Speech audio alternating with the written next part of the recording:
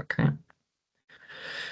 Well, hey everyone. Today's discussion, we're going to be looking at one change that we would like to make to either our school, workplace, even community to try and make it more inclusive. Trying to use things throughout this course that we've talked about, like justice, equity, diversity, and inclusion, of course, and measuring progress we've made or recovering from conflict, or most recently, wealth inequality problems, maybe. Of course, as we discussed, this discussion is less straightforward. We don't have any specific questions to answer, but instead, this discussion is going to go through three sections regarding our school, potential, or current workplace, whatever you'd like, and then our community. And then just discuss, to finish, just discuss what makes it more inclusive, then add why the change could be important and how it could be put into practice. So, starting with the discussion, let's discuss our university or past schools or just any ideas we have for schools, for any ideas to make it more inclusive, if anyone has any ideas to start us off. Yeah, or sorry. You can go. I'll Oh, go after. okay. Thanks. I think maybe kind of having like either a funding system or a sponsorship system, since I think that maybe students with lower incomes can kind of miss out on opportunities in like maybe clubs or like leadership opportunities for this. And I think maybe they could um put this into practice by like partnering with like maybe businesses or getting sponsorship grants.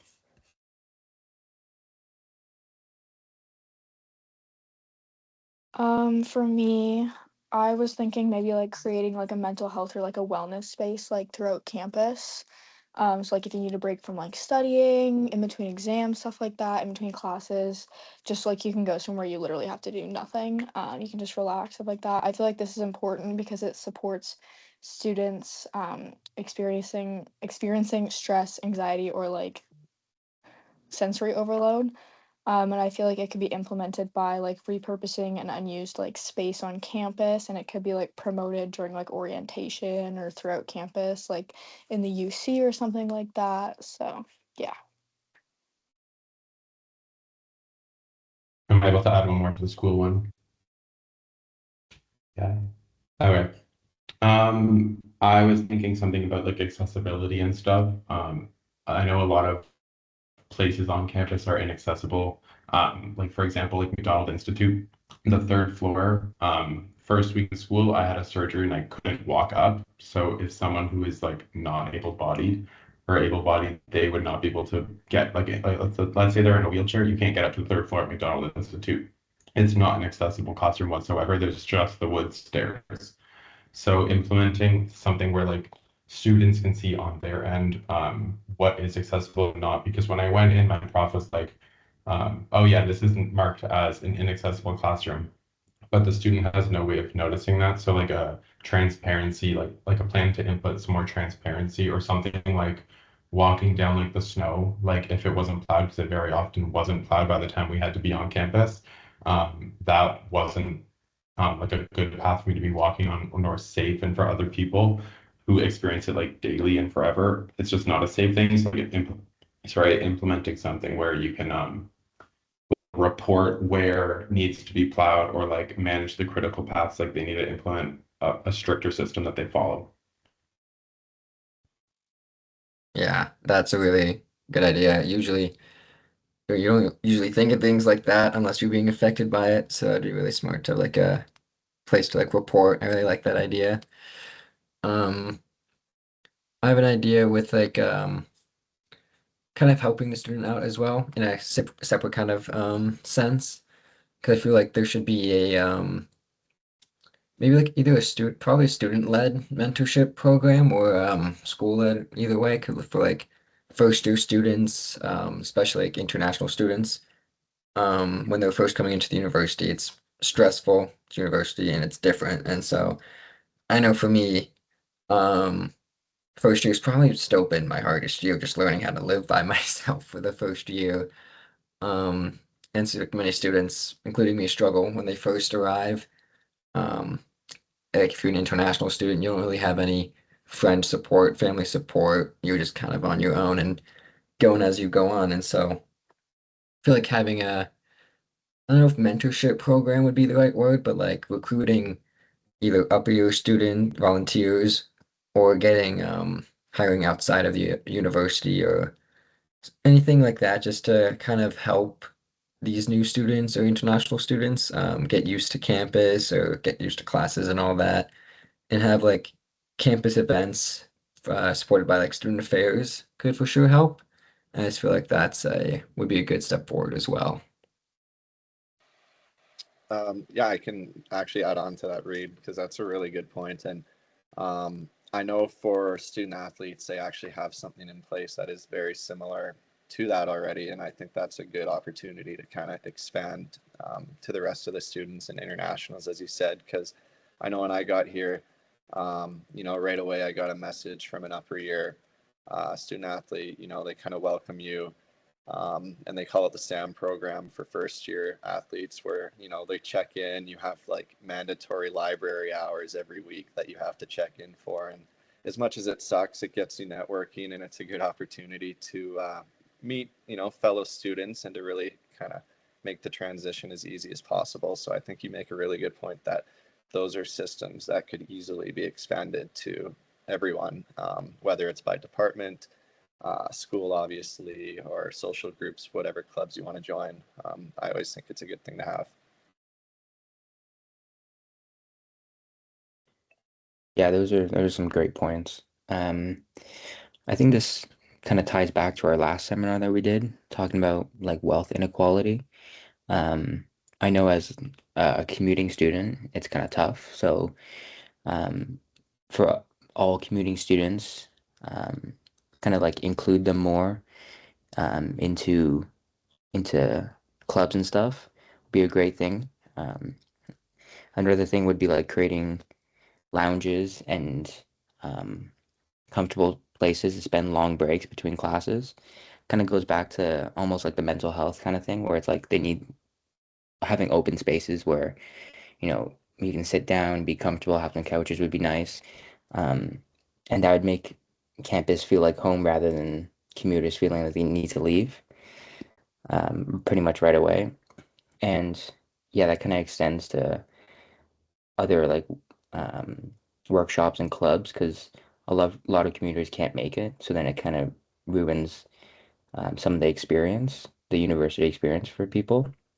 So I don't know what you would do, whether it's better communication, like recording the workshops and having it open to like online, like a Teams meet or whatever. But having something like that for commuter students who so um, they can feel more included rather than left out just because they can't live close to campus because they may not have the financial means to do so. Yeah, those are all great points. Kind of on par with Non here, where you're creating more of like a flexible and affordable like events for student participation, where like you're kind of requiring school clubs to or like even events to offer at least one low cost accessible event for participation. Like obviously cost, work schedules, transportation, like even disabilities, many like cause many students to be excluded from activities. So this change would kind of improve belonging, right? And it helps students kind of participate without having to explain their financial circumstances.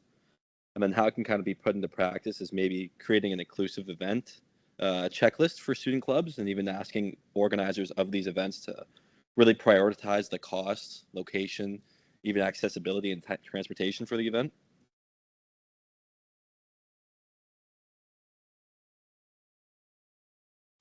Yeah, no, just to jump in here, I kind of want to circle back to that point that Reed, you and Jack made about the mentorship part. I think that could be like super beneficial, especially to first years. Like, just kind of like reiterating what you said, like I think, and then like combining that with like Jack's idea of like the SAM program there, like having like an upper year student, especially like pairing that with like a first year student could be so beneficial.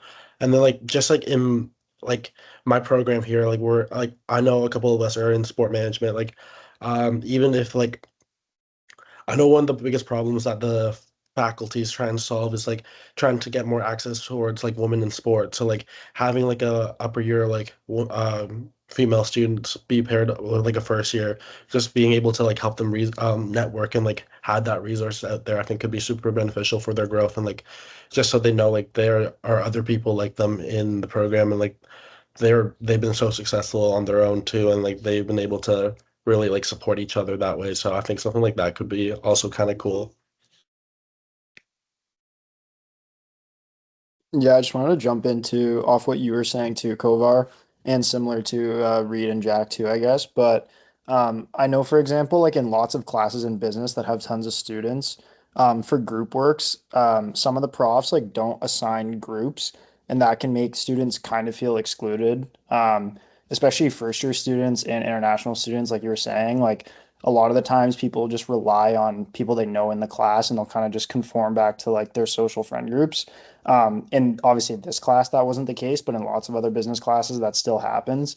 And I feel like a lot of students can say that they've either like benefited from that or like been screwed over by that, where like they have no one that they know in that class. And like it makes it kind of weird. And you feel like you have a disadvantage, especially if the group work is worth like a lot of the course. So I'd say that that's probably something that the school could be more inclusive about.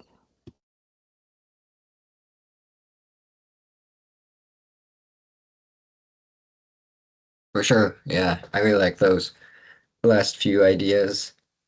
Really tied up. I like how they're all kind of tied up with each other at the end. That was really nice. If no one else has anything to say about that, we can move on. We are looking pretty good on time. It seems like we will be good in the end. So if that was worrying anybody. But if anyone has anything else to say, say it now, or we will go on to our current workplace or potential future workplace we all may have. All right, Um, oh, good. Oh, sorry. you're good if you're gonna go. Okay, yeah, okay. I'll start us off for our workplace. I feel like for everyone here, maybe everyone, especially me, I feel like creating a more inclusive remote and hybrid work environment um would work a lot better for people. Just nowadays with how everything's working and how school used to be online and all of that, I feel like having a hybrid option, remote option for a lot of jobs should be more accessible for everyone. Because online work creates a lot more opportunities for employees to be able to like make meetings or just like who face barriers with traditional office environments, like people who like need caregivers or people with super long commutes if they can't afford to live in the city like we had in the our last example there. And so I feel like having remote work can get rid of any one of those barriers to make it so employees feel more welcome to be there and just a well-designed online work system ensures that employees are included no matter where or how they work.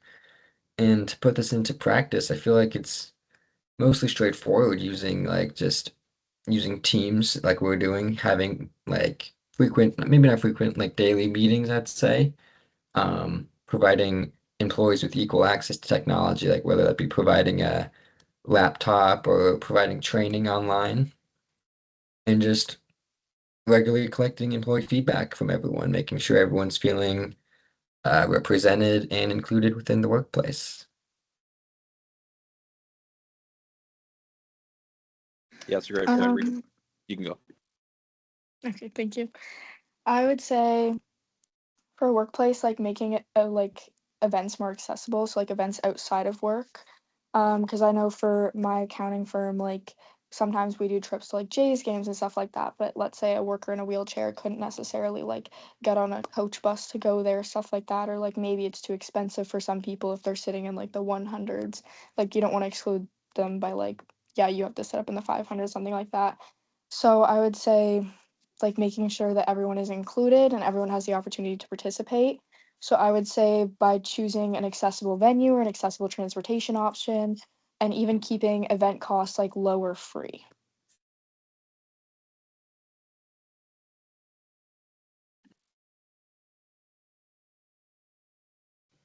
that's a great point. I think I was thinking more like introducing a transparent and more equitable promotion system, right? Kind of where like you're creating clear written criteria for promotions and raises and kind of giving an opportunity to everyone.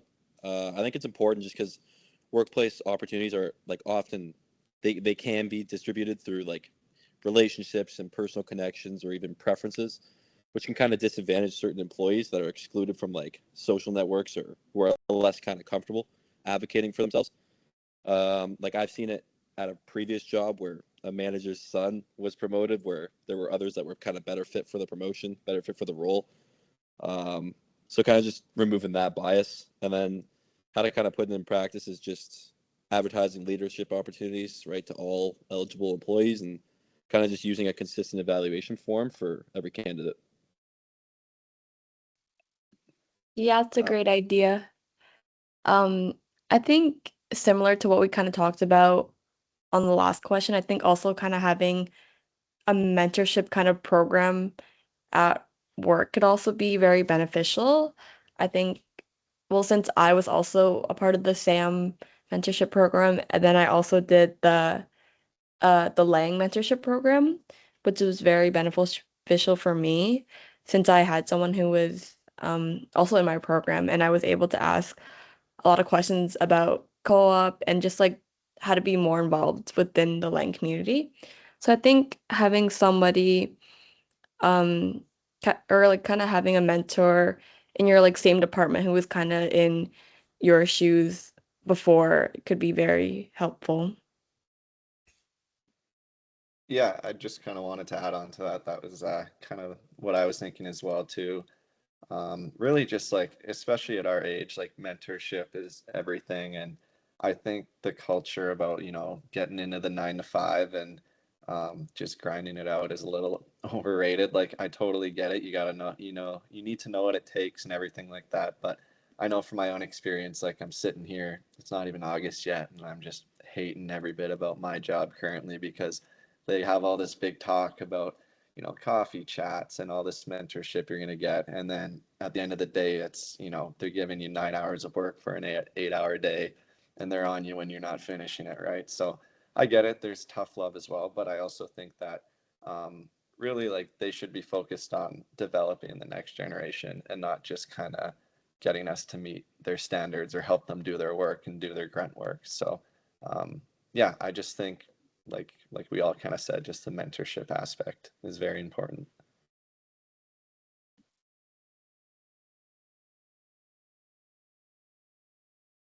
Yeah, those are all great points, and kind of similar to those, but also connecting it back to our course notes is creating employee resource groups. To It's kind of like employee-led groups, and you kind of share ideas and experiences, and like kind of gets you in there and talking to your employees, and it's kind of making it more like inclusive and more like home rather than just being your coworkers, because that also creates like psychological safety. So you feel confident to speak up and offer feedback and like admit mistakes, and so are they. So it's like everyone is able to come together and talk freely and not having to kind of be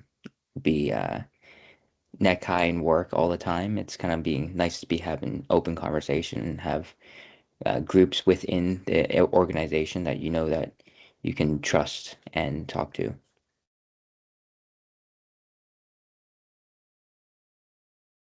Yeah, that was awesome. Yeah.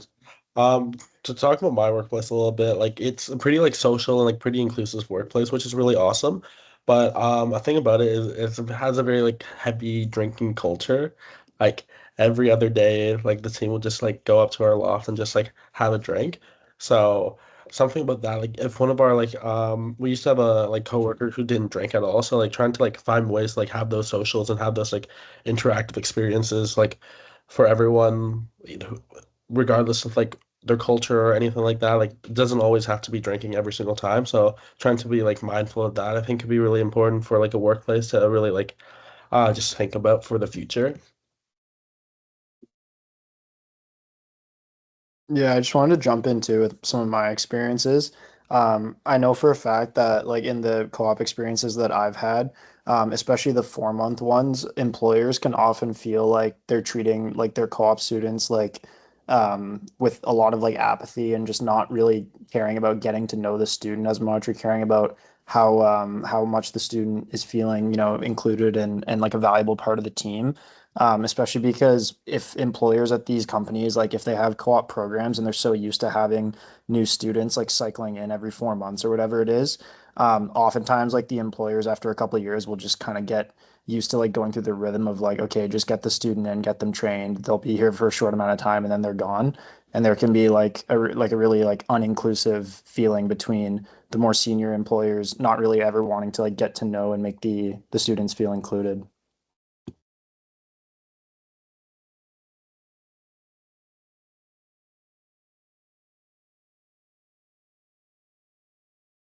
All right, if we're all good, we can move on to the next one, talking about making it more inclusive within our community. If anyone would like to start us off.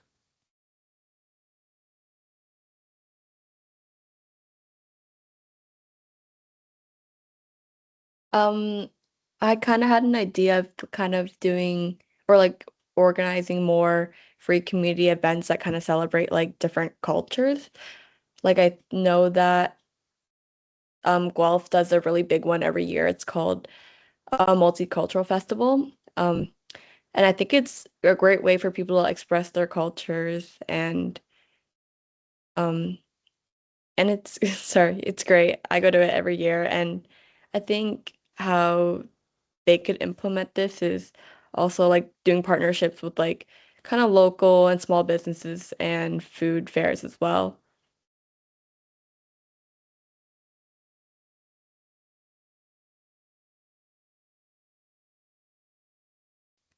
Yeah, that's great. I think. Um, Sorry. Yeah, we're just gonna add something about sports because, I played soccer my whole life and it is such an expensive sport to get into if you really want to make it.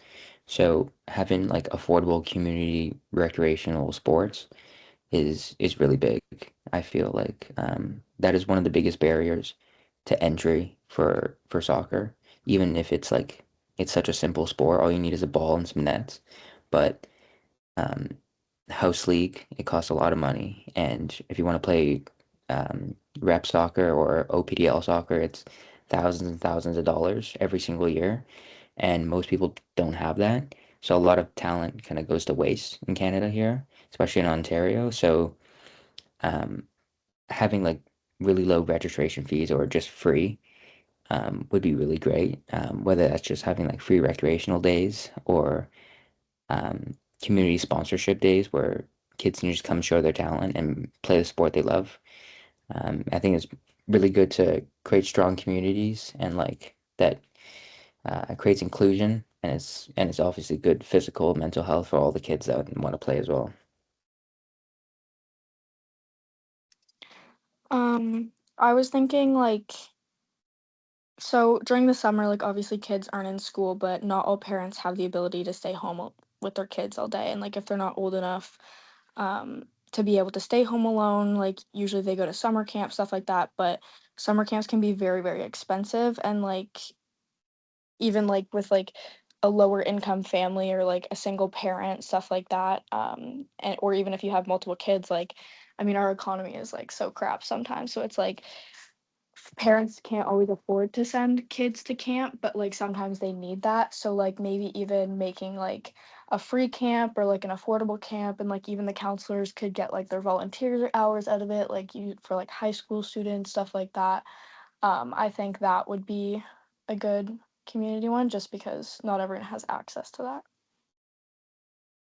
Yeah, I can actually add on to that because it kind of reminds me something from where I'm from. Obviously, I'm from nowhere near as big as the Toronto area, but what we used to have in our neighborhood growing up, it was this program and like other areas across my city where it's called the Green Shack. So like basically, it was like at your local park or whatever, there's like a shed full of like whatever, like stuff to play with outside at the park, sporting equipment, and basically the city would pay normally like, kids in their later years of high school, so they're getting a job out of it. And what it is parents can kind of come, sign their kid in, and these older students kind of watch them for the day, play outside with them. And it's kind of like a good win-win for everyone because obviously like the parents have free care for their kids, the students are getting job experience, and it's, in the big picture pretty cheap for the city. So I think just kind of being inclusive in that aspect where it's an option for people to do. And you kind of, I remember like there'd be kids, from more expensive neighborhoods, less fortunate neighborhoods, and it was really just a good opportunity for people to get together.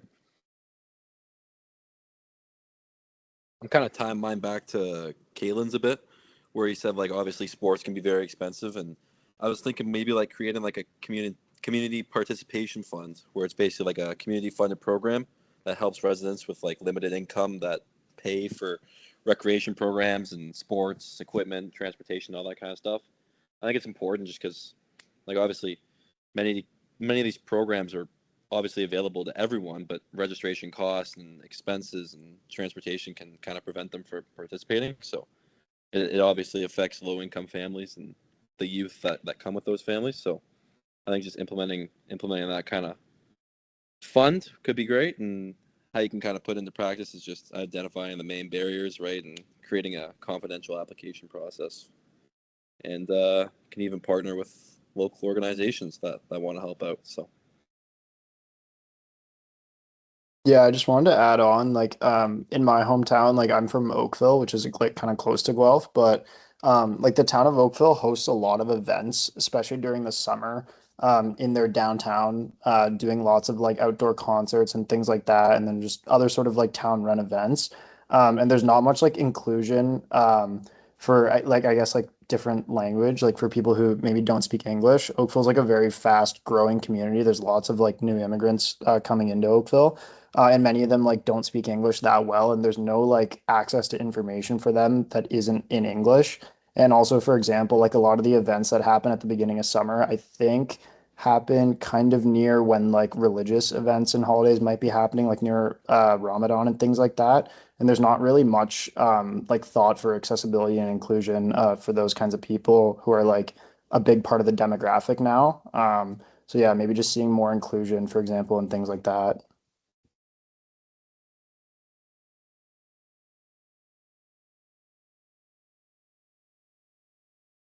I will mention, or like kind of try and tie some of these together.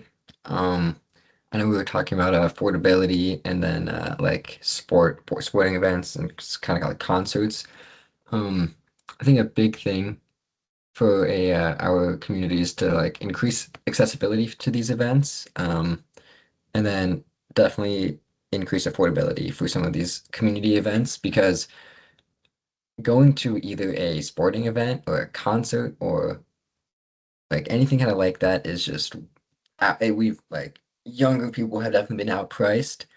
I think we were talking about soccer, I think it was earlier, and with the World Cup being just a few weeks ago, I just remember trying to look for a Canada World Cup ticket, and it was a minimum, I think it was $500. So just sharing my experience like that, I feel like we need to have more, try and build a stronger community to try and get those prices down, admission costs, transportations.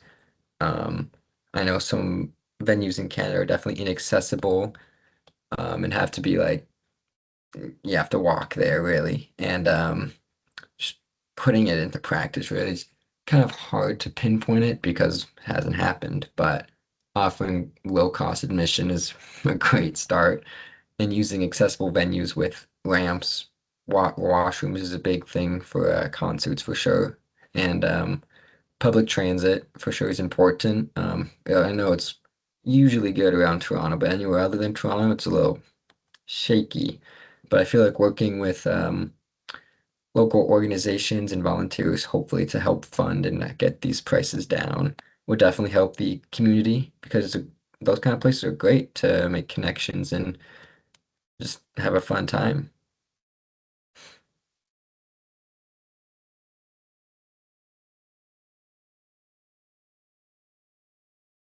If anyone does not have anything else to say, we are good to end this. I feel like we have talked about almost everything that has needed to be talked about. We've definitely hit the time limit, which we weren't confident in. And a lot of good points have been said. So if anyone has anything else to say it now, and if not, we can end this call. All right, I'm gonna I think end the we're all call. good. Thank you.